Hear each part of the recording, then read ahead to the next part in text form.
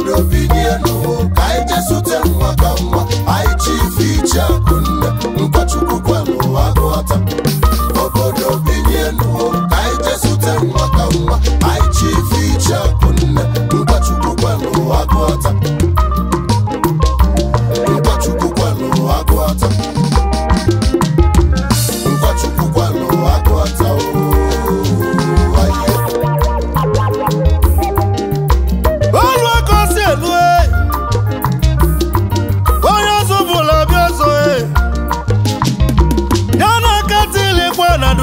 na yebule bana bagwata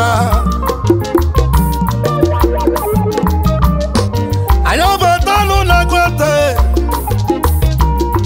ayo jabezi ni fite wandeme ajesu todogu nwa agara nya balako na nwa agara nyo biye de sale sale ibutu na gwake ne Sunday nwazo mana egwu anyị bụ obi gị ka ọ na-abịakwa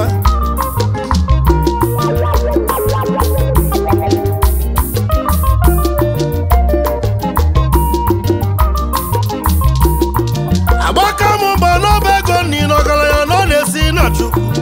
mmiri ụgbọ na-eji sarụ ọkwa onye ka ugo ji suku o wee bala ugo n'ife